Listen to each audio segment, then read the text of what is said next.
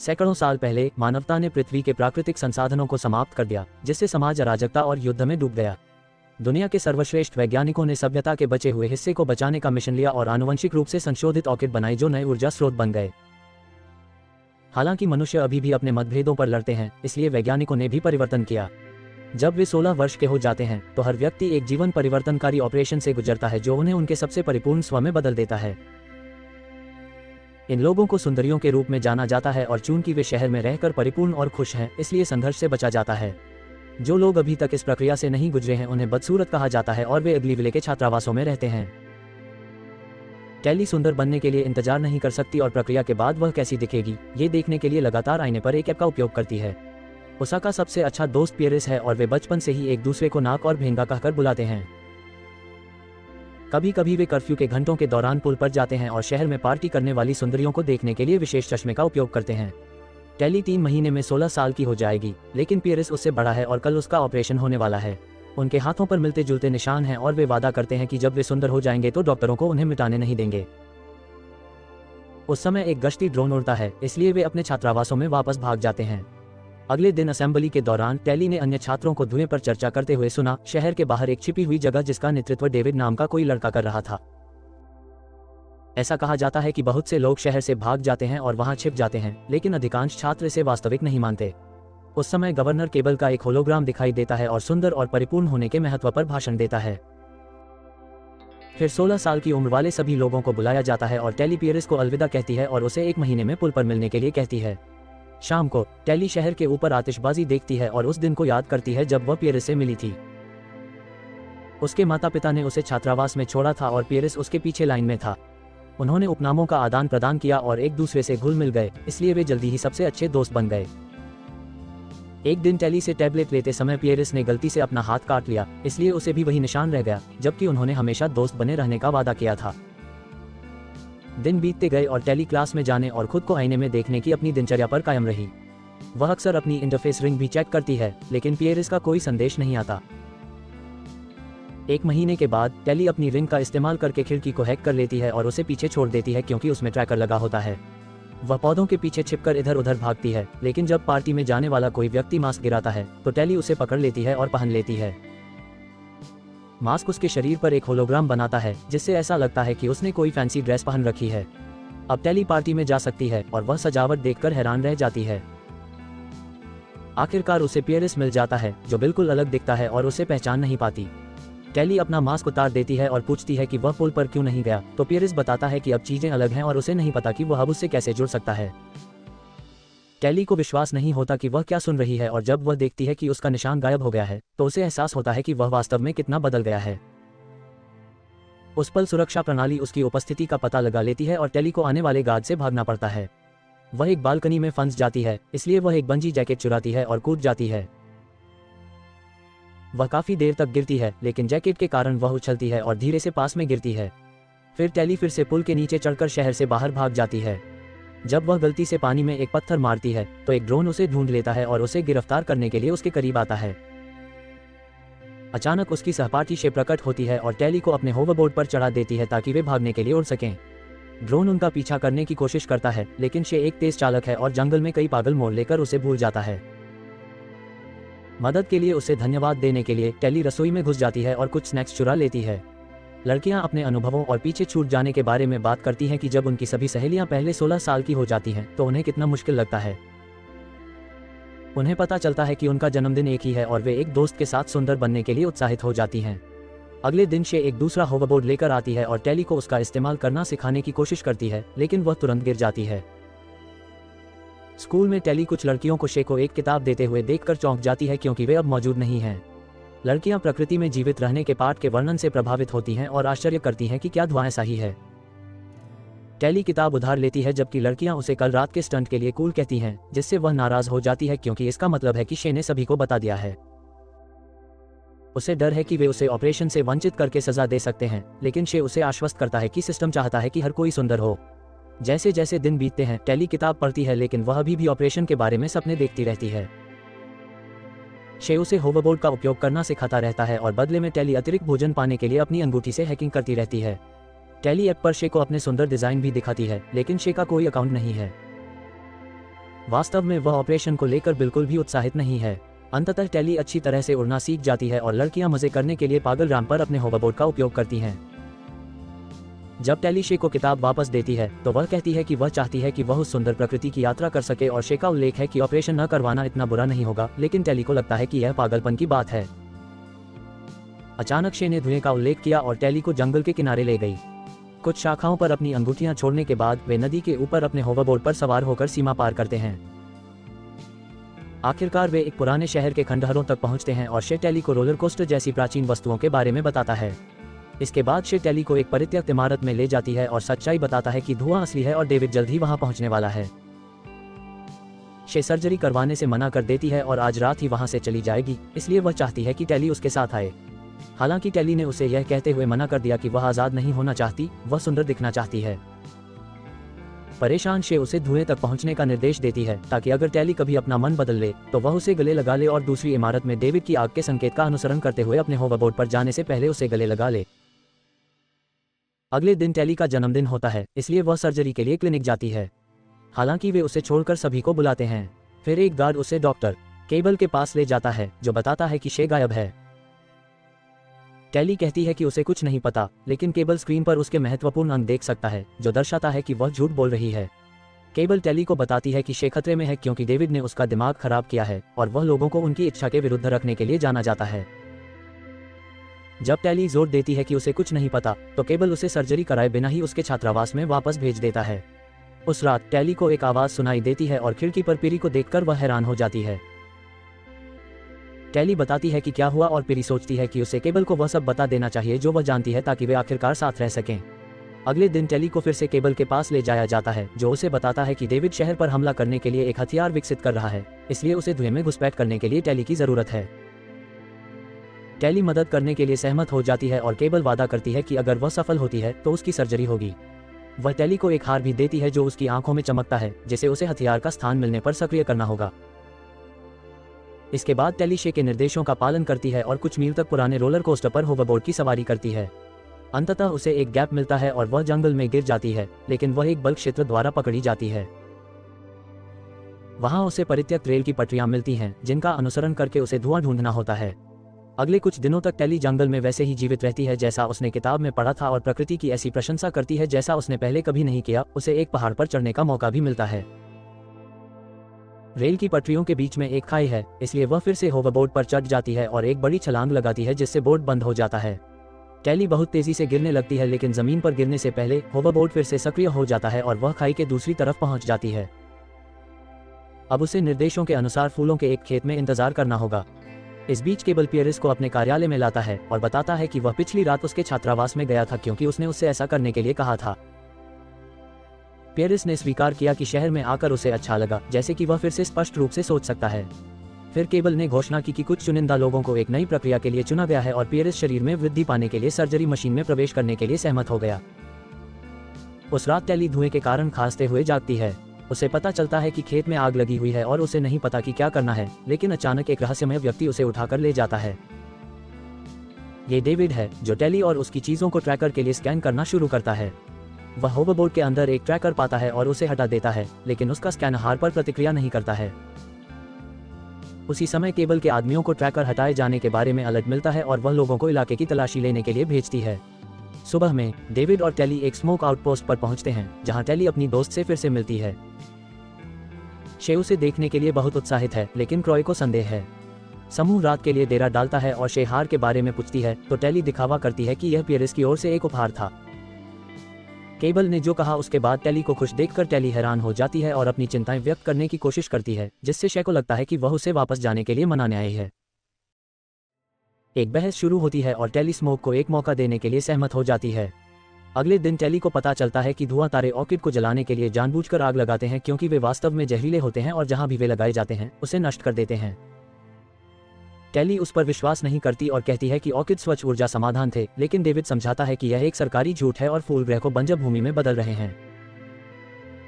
वह इसे साबित करने के लिए टेली को अपने मिशन पर ले जाना चाहता है और क्रॉय विरोध करता है, लेकिन शेयर उसके लिए जमानत देती है।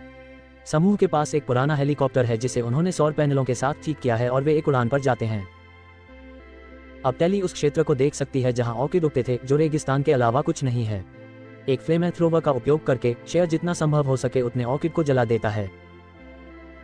उसी समय क्रॉय का टैबलेट किसी के आने का पता लगाता है, इसलिए डेविड धुएं में छिपने के लिए हेलीकॉप्टर को नीचे कर देता है। इस हरकत से शेयर को पकड़ने वाली रस्सी ढीली हो जाती है और वह गिर जाती है।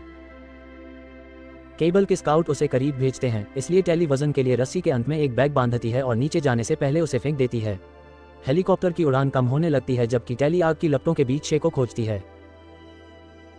सौभाग्य से वह उसे ढूंढ लेती है और जब एक स्काउट उसके करीब जाने की कोशिश करता है तो टेली जलते हुए बैग को पकड़ लेती है और उसे उस पर फेंक देती है। फिर लड़कियां रस्सी को पकड़ लेती हैं और स्काउट के कूदने से ठीक पहले हेलीकॉप्टर उड़ जाता है। समूह के उतरने के बाद क्रॉय बताते हैं कि स्काउट उन्हें केवल टेली की वजह से ही पा सके थे, लेकिन शे उसका बचाव करती है और डेविड को लगता है कि जो कोई भी धूम्रपान के लिए अपनी जान जोखिम में डालता है वह एक मौका पाने का हकदार है। समूह रात के लिए डेरा डालता है, लेकिन टेली सो नहीं पाती क्योंकि वह केबल के बारे में सोचती रहती है और कैसे उसने उसे विद्रोहियों को नियंत्रित करना सिखाया। वह टहलने के लिए टैंक से बाहर निकलती है और डेविड को नदी में नहाते हुए पाती है, इसलिए वह अपनी शर्मिंदगी को छिपाने के लिए वापस टैंक में चली जाती है। अगले दिन टेली की आंखों पर पट्टी बांध दी जाती है और आखिरकार उसे धुएं के पास ले जाया जाता है, जहां एक पूरा समुदाय प्रकृति में फल फूल रहा है। टेली को लगता है कि यह शहर की तुलना में कठिन है, लेकिन वह मानती है कि जब आप खुद खाना उगाते हैं तो उसका स्वाद बेहतर होता है। यहाँ तक कि बूढ़े लोगों को भी काम करना पड़ता है और पैसे नहीं होते, इसलिए चीजें साझा या कारोबार की जाती हैं। सबसे महत्वपूर्ण बात यह है कि हर कोई अपनी मर्जी से वहां आता है। ट्रेन की पटरियों को औजार बनाने के लिए रिसाइकिल किया जा रहा है, लेकिन वे हथियार नहीं बनाते क्योंकि वे शांतिवादी हैं। एक दोपहर टेली को एक अजीब दरवाजा मिलता है और वह अंदर देखने की कोशिश करती है, लेकिन क्रॉय उसे रंगे हाथों पकड़ लेता है और उसे भगा देता है। टेली पटरियों की मदद के लिए औजारों का इस्तेमाल करना शुरू कर देती है, पहली बार मसालेदार भोजन का स्वाद लेती है और आग के चारों ओर नृत्य करती है। कुछ समय बाद डेविड टेली को शिकार के लिए क्रॉसबो का इस्तेमाल करना सिखाता है और वे साथ में अपना समय बिताते हैं।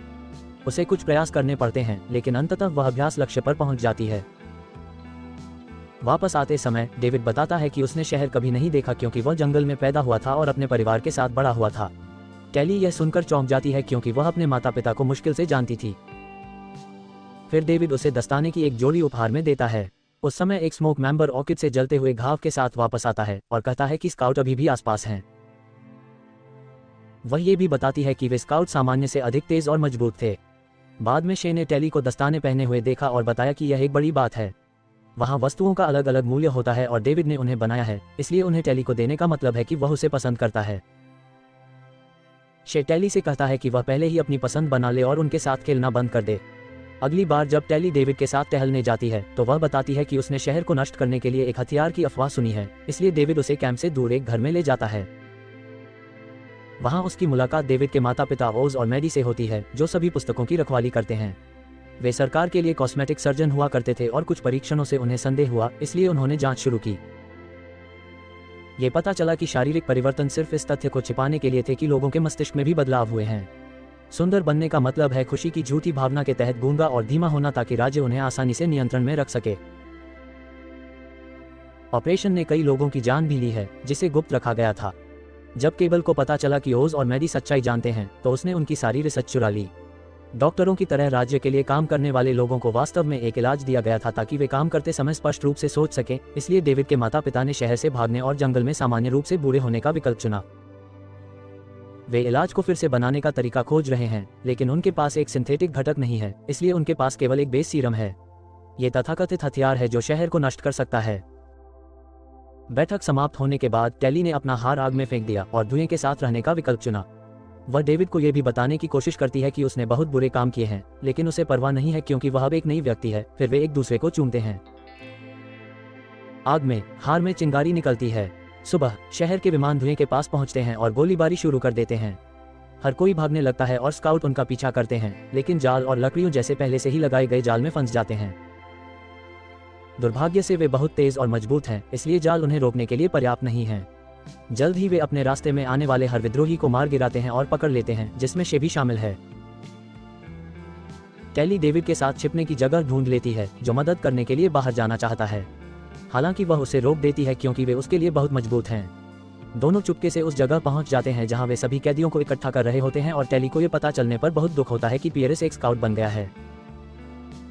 ओज और मैडी को उसी समय पकड़ लिया जाता है जब केबल आता है और डेविड के बारे में जानना चाहता है। माता पिता बात करने से मना कर देते हैं, इसलिए केबल पियरिस को ओज को मारने का आदेश देता है। डेविड और टेली उसे रोकने के लिए बाहर भागते हैं, लेकिन बहुत देर हो चुकी होती है। फिर केबल सभी को बताती है कि टेली उसके लिए काम कर रही थी और अब स्मोक के सदस्य उससे नफरत करते हैं। जब सभी का ध्यान भटक रहा होता है, मैडी सीरम को डेविड की जेब में छिपा देती है। जैसे ही केबल घोषणा करती है कि सभी की सर्जरी होगी, टेली सप्लाई शेक की ओर भागती है और आग लगा देती है। वह एक क्रॉसबो भी पकड़ लेती है और खिड़की से भाग जाती है, जबकि एक स्काउट अंदर घुसने की कोशिश करता है। अचानक आग से विस्फोट होता है और यह स्काउट को पीछे फेंक देता है। इससे डेविड भी भाग जाता है। एक स्काउट उसके पीछे आता है, हालांकि टेली उसे एक तीर से रोकती है। पियर्स पीछा करना चाहता है, लेकिन केबल घोषणा करता है कि वे जा रहे हैं। कुछ स्काउट मैडी के शोध को नष्ट कर देते हैं और क्षेत्र में आग लगा देते हैं, जबकि अन्य सभी कैदियों को विमान में धकेल देते हैं। उनके चले जाने के बाद डेविड बचाव अभियान के लिए कुछ आपूर्तियां जुटाता है। टेली उसके पास जाने की कोशिश करती है और वह उस पर चाकू से हमला करता है, मुश्किल से खुद को उसे चोट पहुंचाने से रोकता है। वह दूसरों को बचाने में उसकी मदद करना चाहती है और वह बताता है कि उसे अब उस पर भरोसा नहीं है, इसलिए टेली समझाता है कि उसे उसकी जरूरत है क्योंकि वह कभी शहर नहीं गया है। कुछ समय बाद शहर में टेली उन छात्रों के पास जाती है जिन्होंने शे की किताब पढ़ी है और उन्हें डेविड से मिलवाती है ताकि यह साबित हो सके कि धुआं असली है। टेली उनसे एक इंटरफेस रिंग उधार लेती है और उन्हें ध्यान भटकाने के लिए बहुत सारे बच्चों को इकट्ठा करने के लिए कहती है। जल्द ही किशोरों का एक समूह अपने होवरबोर्ड का उपयोग करके आकाश में धुएं के जीवन को लिखता है। इस बीच डेविड और टेली विमान के क्लिनिक से निकलने का इंतजार करते हैं और होवरबोर्ड का उपयोग करके अंदर जाते हैं। वे विमान सुरंग से गुजरते हैं और बंजी वेस्ट की बदौलत सुरक्षित रूप से उतरते हैं।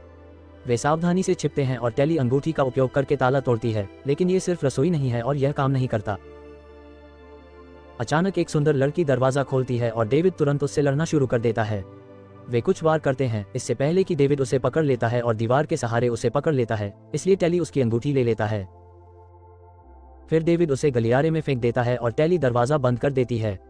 जैसे ही अलार्म बजता है, दोनों को सेल मिल जाती है और वे अंगूठी का उपयोग करके सभी को मुक्त कर देते हैं। टेली को पता चलता है कि शे आसपास नहीं है और क्रॉय बताता है कि उसे पहले ही सर्जरी कर दी गई है। जबकि समूह के अधिकांश लोग भाग जाते हैं, डेविड, टेली और मैडी शे की तलाश में निकल पड़ते हैं, लेकिन जब वे प्रयोगशाला में पहुंचते हैं तो बहुत देर हो चुकी होती है। वह पहले से ही एक सुंदर लड़की होती है। टेली रोती है और माफी मांगती है, फिर भी शे कसम खाती है कि उसे यह पसंद है। उस समय केबल और पियर्स आते हैं और तीनों को मशीन में जाने के लिए मजबूर करते हैं ताकि वे आखिरकार सर्जरी करवा सकें। प्रक्रिया शुरू होती है, लेकिन सुइयों के कटने से पहले धुआं छोड़ने वाला हेलीकॉप्टर बाहर आता है और क्रॉय एक फ्लेमेथ्रोवर से गोली चलाता है। केबल और पियर्स को भागने के लिए मजबूर होना पड़ता है और मशीनें क्षतिग्रस्त हो जाती हैं, इसलिए सिस्टम विफल हो जाता है और संचालन बंद हो जाता है। तीनों बाहर आते हैं और टेली शे को पकड़ लेती है, जबकि मैडी को अलमारी से वह घटक मिल जाता है जिसकी उसे आवश्यकता होती है। समूह छत पर भागता है और पियर्स को ढूंढता है, इसलिए टेली उनके उपनामों का उपयोग करके उसे कारण समझाने की कोशिश करता है और कांच के एक टुकड़े की ओर इशारा करता है जिससे उसे फिर से उसका निशान मिल गया है। पियर्स धीरे से टेली के चेहरे को छूता है और डेविड सोचता है कि यह एक हमला है, इसलिए वह पियर्स से भिड़ जाता है और उससे लड़ने की कोशिश करता है। पियर्स बहुत मजबूत है और उसे पीटता रहता है, लेकिन इससे पहले कि वह उसे मार सके, टेली तेजी से आगे बढ़ने के लिए एक होवरबोर्ड का उपयोग करता है और पियर्स से भिड़ जाता है, जिससे वह किनारे से गिर जाता है। वह एक सेकंड के लिए रुकता है और झरने में गिरने से पहले उसका उपनाम बोलता है। इसके बाद समूह होवरबोर्ड पर भाग जाता है और अन्य किशोरों को आकाश में ड्रोन को एक दूसरे से टकराते हुए देखता है। वे परित्यक्त शहर में छिप जाते हैं और मैडी इलाज को मिलाने के लिए डेविड की जेब से सीरम लेती है। हालांकि वह इस बात को लेकर आश्वस्त नहीं है कि यह वास्तव में काम करेगा या मस्तिष्क पर इसके बुरे दुष्प्रभाव होंगे। शे इसे लेना नहीं चाहती और शे इसे किसी पर भी थोपने से इनकार करती है, इसलिए टेली परीक्षण विषय बनने के लिए स्वेच्छा से आगे आती है। वह खुद को सौंप देगी और उन्हें सर्जरी करने देगी ताकि वह फिर इलाज ले सके, और वादा करती है कि वह उनके लिए एक संकेत रखेगी ताकि पता चल सके कि यह काम करता है या नहीं। विमान और केबल आ रहे हैं, इसलिए अंतिम अलविदा के बाद समूह भाग जाता है, जबकि टेली स्काउट्स को उसे गिरफ्तार करने देती है। कुछ समय बाद टेली एक बहुत ही शानदार अपार्टमेंट में रहने वाली एक सुंदर लड़की बन जाती है। वह कसम खाती है कि उसे ऐसा होना पसंद है, लेकिन उसके हाथ पर निशान से पता चलता है कि वह अभी भी वही है और एक जासूस के रूप में झूठ बोल रही है। कहानी अच्छी लगी हो तो कृपया चैनल को सब्सक्राइब करें और बेल आइकन को दबा दें ताकि आप इसी तरह के और वीडियो देख सकें।